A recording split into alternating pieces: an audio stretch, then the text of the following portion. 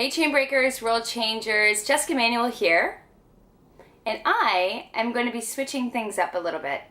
So typically, if you've been watching my channel, if you've been watching my videos, I've been doing a video and a blog written component every week at the same time. So I'm going to switch it up. I now will be posting blogs, the written component one week, and the video the following weekend. And that's just going to give us some extra time to chat things through. A lot of you guys have questions on the topic that I wrote on, and it just gives me a little bit more wiggle room to reflect and really make these powerful. So if you haven't read it yet, I wrote on the concept of positivity and directly related to words. And I'd love to get your feedback on that, but this is going to be my highlight video. So the whole premise of my blog was saying, you know, we have to be more cognizant with how we use our tongue. Our tongue is one of the smallest organs in our body, yet we totally don't know how much power it has. It causes more damage than any weapon created by man, and it can be used to sustain our lives by chewing and swallowing our food and enable us to talk, but it also sustains the lives of others through communication. So why do we take it for granted? I know growing up that it was easier for me to accept the negative words around me because I was lacking something. There was something in my life that I couldn't fill. I had a lot of things going on, and so every negative word somebody said to me created an inability for me to approach them again. And that's normal for people. But what I realize now is that it was actually accepting those words was easier for me because it justified that little piece of me that was lacking.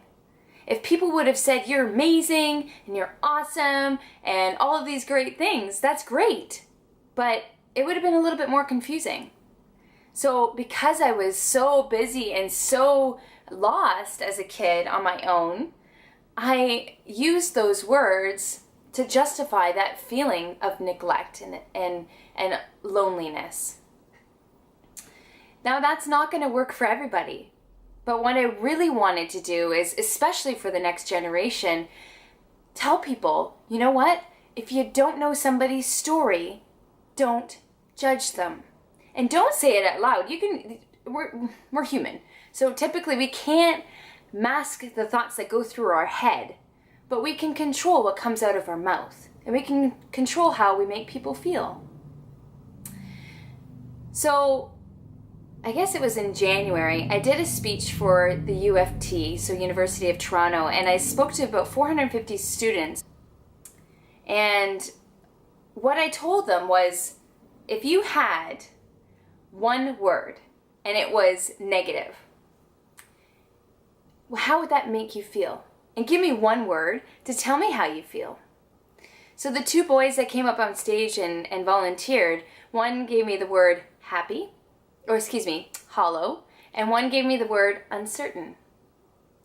And then I got them to write on that piece of paper something encouraging for the person next to them. So the boys then switched the pieces of paper, and I told them to give me one word of how they feel now.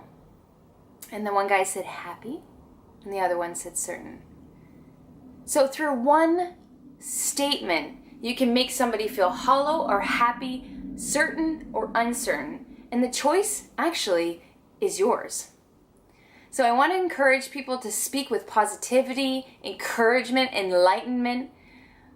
We need it. Everybody needs it. You wouldn't want somebody to speak negatively to you, so why do you do it to others? This video is just the highlights.